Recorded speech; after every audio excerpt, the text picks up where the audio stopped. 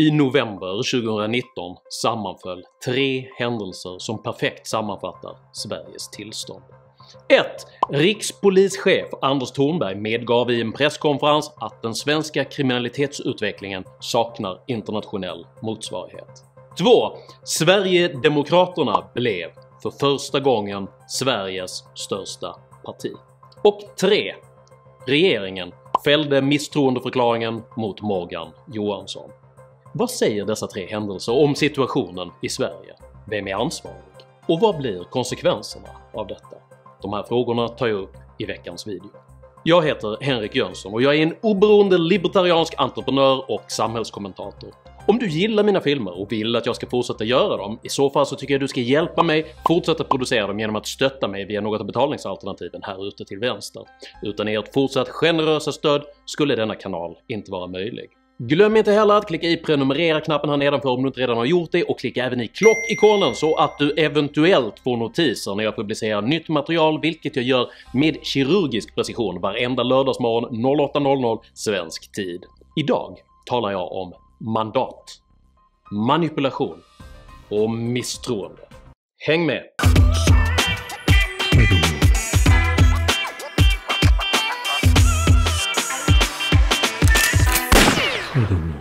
Yrkande om misstroendeförklaring beskrivs i regeringsformen från 1974 kapitel 13 paragraf 4. Syftet är att tillhandahålla en demokratisk mekanism varigenom riksdagen kan entlediga en regering eller en enskild minister som på grund av grav misskötsel förlorat församlingens förtroende. För att en misstroendeförklaring ska kunna väckas måste den stöttas av minst 35 riksdagsledamöter. Frågan går då vidare till omröstning, och minst halva riksdagen, alltså 175 ledamöter, måste stötta den för att den ska gå igenom. Den svenska riksdagen har totalt sett röstat om misstroende vid 11 tillfällen, men ingen har någonsin fällts.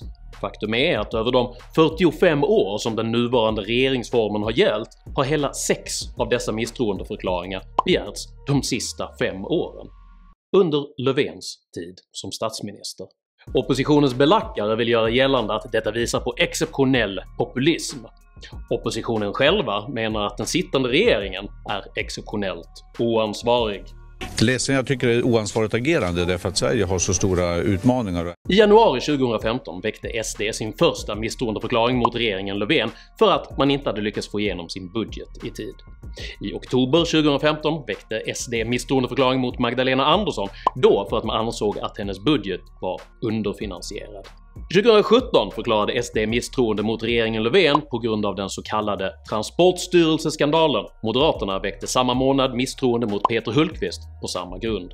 I maj i år väckte Moderaterna misstroende mot Annika Strandhäll för oegentligheter i hanteringen av Försäkringskassans chef Ann-Marie Begler, som på otillbörliga grunder hade avskedats från sin tjänst. Och nu i november begärde alltså Sverigedemokraterna med stöd av Moderaterna och Kristdemokraterna misstroendeförklaring mot justitieminister Morgan Johansson i ljuset av den skenande kriminalitetssituationen Sverige just nu ansätts av. Även justitieminister Morgan Johansson fick fortsatt förtroende. Regeringen har i alla dessa fall varit förutsägbart kritisk till misstroendeförklaringarna, vilka beskrivits som oseriösa populistiska spel. Och det ligger något i kritiken. Misstroendeförklaring är menat att riktas mot en person som allvarligt misskött sitt ämbete. Morgan Johansson har i ärlighetens namn inte gjort någonting direkt fel. Han råkar bara företräda en politik som många inte anser förmögen att lösa problemen.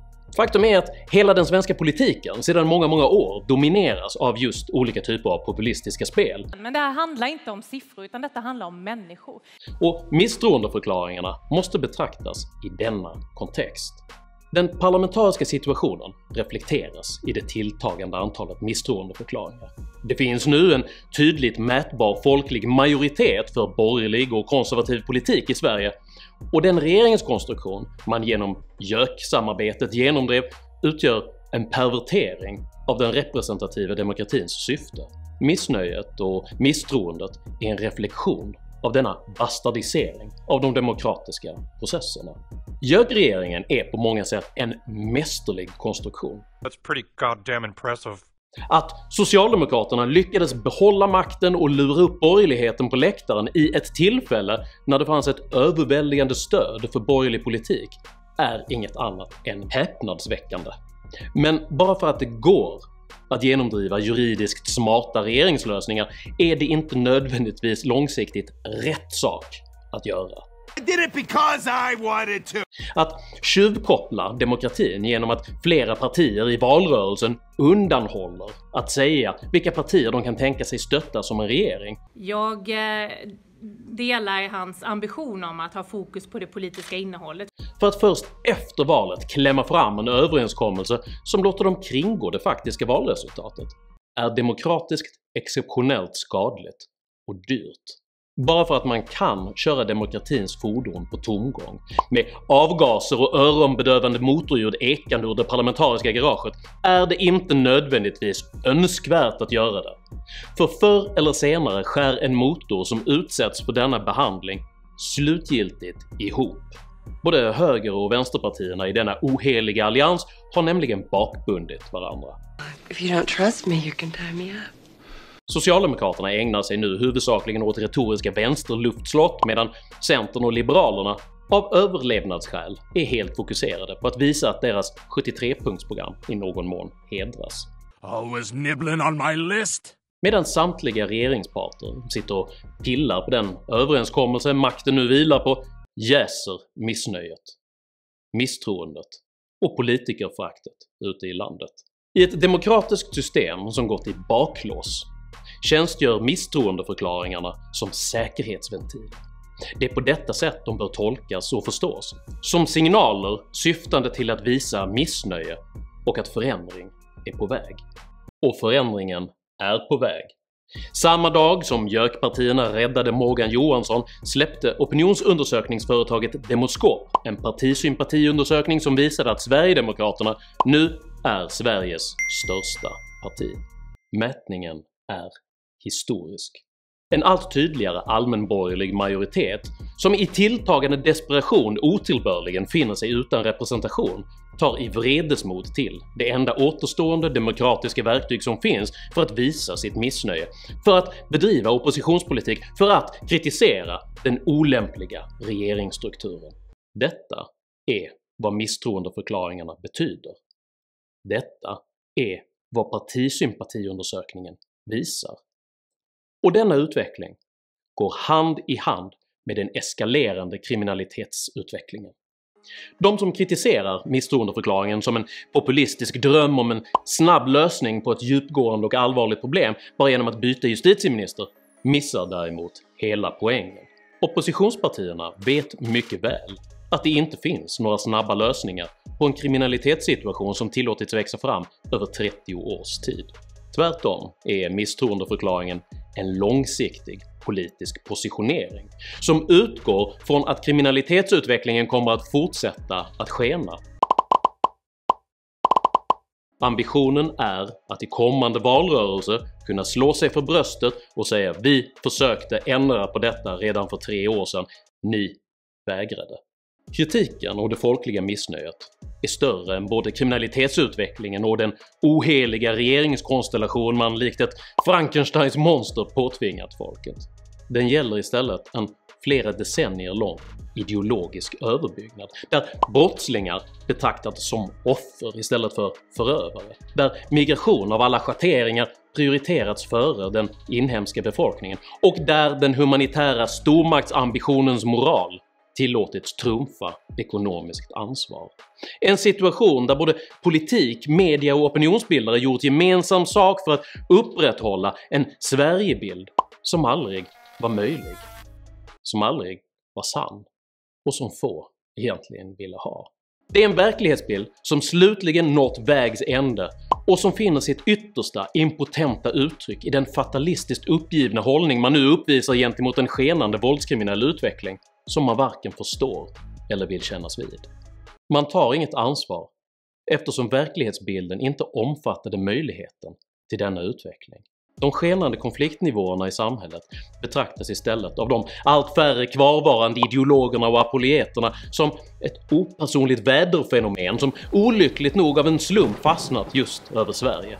I paritet med att statistiken blir allt svårare att frisera genom brutna talserier och kreativa nya brottsrubriceringar och att jämförelser med andra europeiska länder blir allt svårare att bortse från, så blir det också tydligt att Sveriges situation till betydande del är direkt orsakad av decennier av politiska och ideologiska vanföreställningar och missgrepp.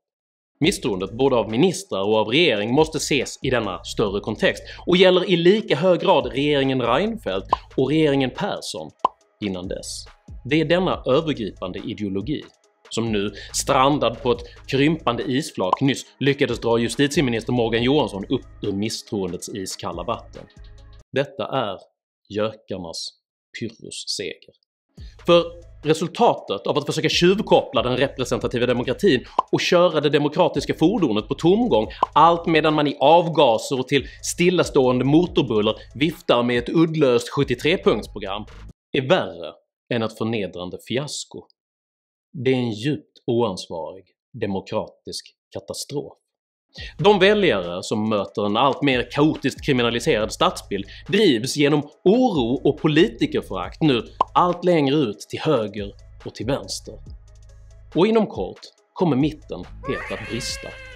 Frågan blir då vilken skada denna egenmäktiga ideologiska arrogans åsamkat Sveriges demokratiska system och hur kraftfull den huvudsakligen onödiga och oönskade auktoritära motreaktion man gett upphov till blir. För detta är vad JÖK-regeringen gör. Man göder en radikal, auktoritär motreaktion. För att parafrasera en annan samtida populist. Hur vågar ni? Tycker du att den representativa demokratin bör tillåtas vara just representativ snarare än att styras av avtal som sluts bak lyckta dörrar? Sprid! Dela! Prenumerera på min YouTube-kanal. Har du egna erfarenheter av politisk toppstyre och ideologisk manipulation? Dela i så fall gärna med dig av dina erfarenheter här nedanför i kommentarsfältet. Jag uppskattar all respektfull kommunikation. Jag heter Henrik Jönsson och jag anser att JÖK-regeringen är det största taktiska politiska misstaget i modern tid. Tack för mig och tack för att ni har lyssnat.